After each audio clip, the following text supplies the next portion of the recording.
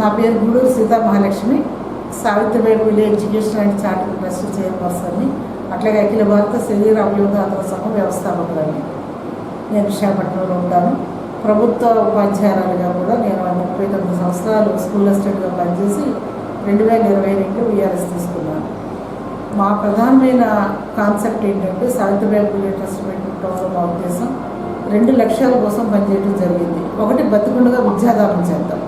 మనం కనని బిడ్డలు, గాలికి దుడికి తిరుగుతున్న బిడ్డలు, పేదరికం వల్ల నిర్లక్ష్యం చేయబడుతున్న బిడ్డలు, మెయిన్లీ ఆడపిల్లల్ని దత్తత తీసుకున్నామండి. ఇప్పటికీ మన 2 రాష్ట్రాల్లో 460 మంది పైసలకు ఆడబిడ్డలు మేము అడాప్ట్ చేసుకుని చదివించాం. అందులో 80 డాక్టర్లు ఉన్నారు, ఐఐటీస్ ఉన్నారు, ఇంకా చాలా ప్రొఫెషనల్ కోర్సులు చదువుతున్న బిడ్డలు ఉన్నారు, పిహెచ్డీ చేస్తున్న బిడ్డలు ఉన్నారు, టీచర్స్ ఉన్నారు, ఇట్లా అన్ని ప్రొఫెషన్స్ సంబంధించిన వాళ్ళు ఉన్నారు. అది మాకు అత్యంత సంతృప్తిని కలిగించిన అంశం. వాటి ప్రయోజనం అవుతూ ఉంటే చూసి ఆనందపడుతున్నాం. సావిత్రిబాయి పూలే మొదటి ఉపాధ్యాయురాలు కాబట్టి, భారతదేశంలో అందరికీ అక్షరభిక్ష పెట్టిన మహాతల్లి కాబట్టి, ఆవిడికి రుణం తీర్చుకోవడానికి నివాళిగానే ఈ విద్యాదానం అనే కార్యక్రమాన్ని మేము ముందుకు తీసుకెళ్తున్నాం. రెండో అంశం, ఇది బతికుండగా మేము చేస్తున్నామండి. చనిపోయిన తర్వాత కూడా ఈ సమాజానికి ఏం చేయగలమని ఆలోచించినప్పుడు మరణించిన జీవించండి అనే ఒక నినాదాన్ని మేము 20 సంవత్సరాల క్రితం ఇచ్చామండి. మరణించిన జీవించడం అనేది ఏంటనేది ఎవరికి అర్థం కాలేదు. మేము వాడే బ్యాగులు కానీ, కరపత్రాలు కానీ, స్టిక్కర్స్ కానీ, పోస్టర్స్ కానీ, విరివిగా పుస్తకాలు కానీ, ఇలాంటి బ్రోచర్స్ కానీ మేము అన్ని చాలా విపరీతంగా పబ్లిక్లో తీసుకొచ్చాం. 100,000 మీటింగ్లు పెట్టామండి. 27లోని మహాసభలు పెట్టాము.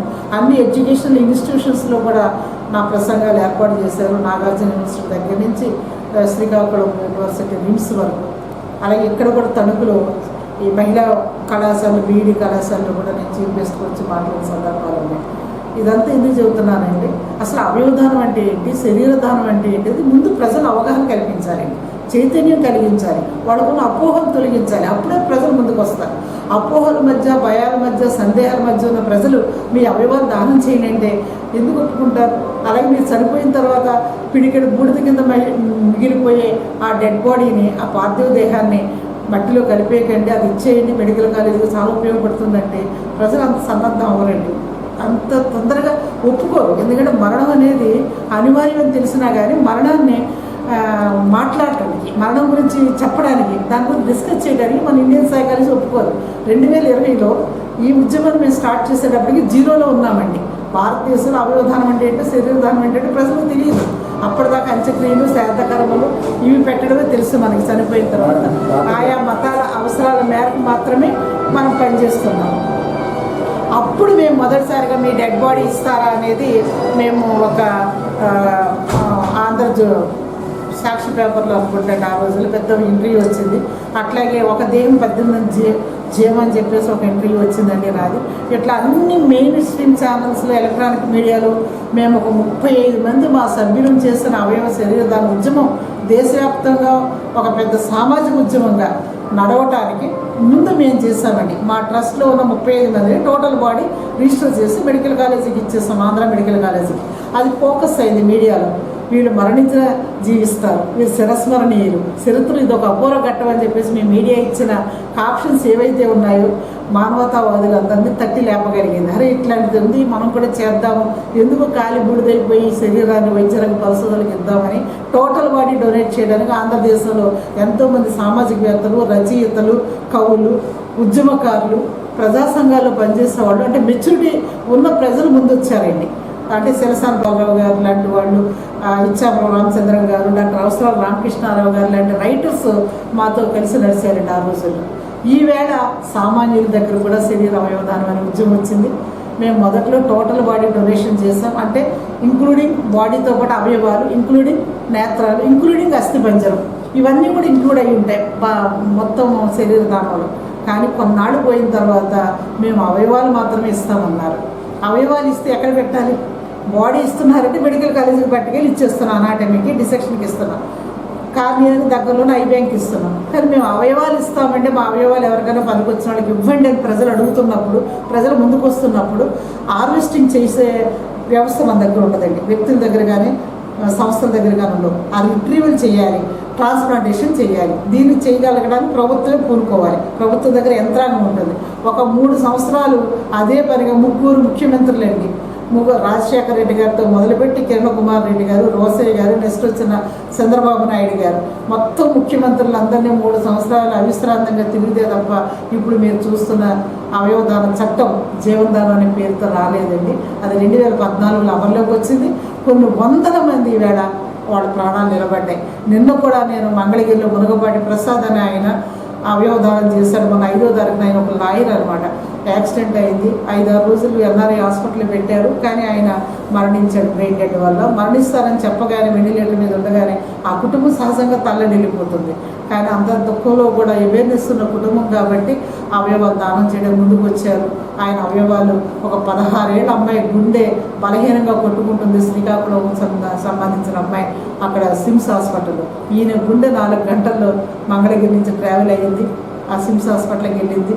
ఆ అమ్మాయి 16 ఏళ్ళ అమ్మాయికి ప్రాణాన్ని పోసింది. అంటే ఎంత అద్భుతమైన మిరాకిలో చూడండి. మన మనిషిలో ఉన్న గుండె కానీ, కిడ్నీలు కానీ, పాంక్రియాసిస్ కానీ, లివర్ కానీ, ఊపిరితిత్తులు కానీ ప్రతిదీ కూడా ఒక లైఫ్ స్పాన్ ఉంటుందండి.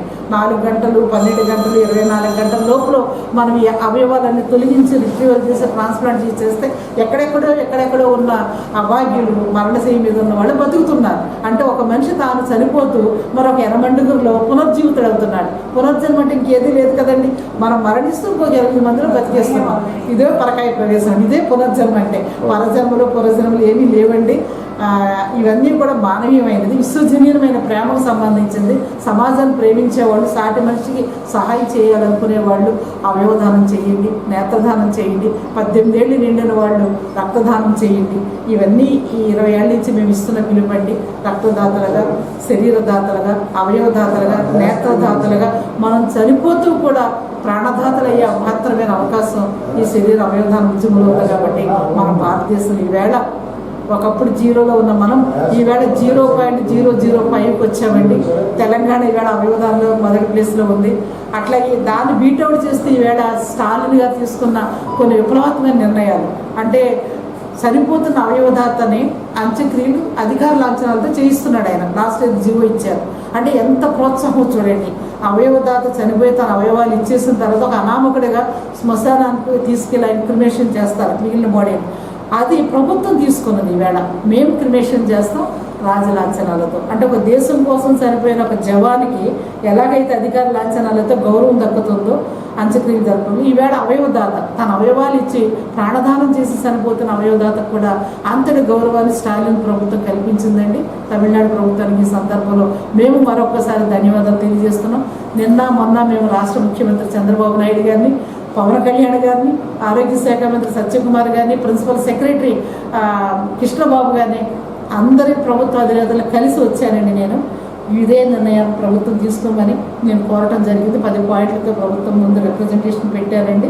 ప్రభుత్వం ఒక 10-15 రోజుల్లో జీవో ఇష్యూ చేస్తామని తెలుగుదేశం ప్రభుత్వం ముందుకు రావడం మేము స్వాగతిస్తున్నామండి, ఆనందిస్తున్నాం. ఎందుకంటే ప్రజలు చేస్తున్న ఒక మహత్తరమైన త్యాగానికి ఒక గుర్తింపు ఉండాలి. అవయవదానం అనేది త్యాగపూరితమైందండి. కాబట్టి ఆ కుటుంబానికి పోషించే వ్యక్తి అవయవదానం చేసి చనిపోతే ఆ కుటుంబానికి నేను ఒక ఉద్యోగం కల్పించి భరోసా ఇమ్మని కూడా ప్రభుత్వానికి రాశానండి.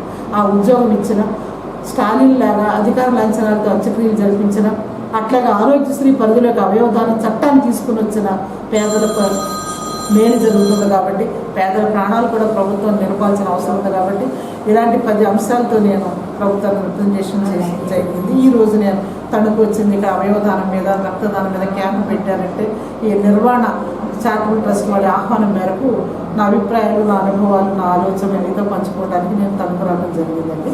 Thank you for giving this opportunity. Thank you.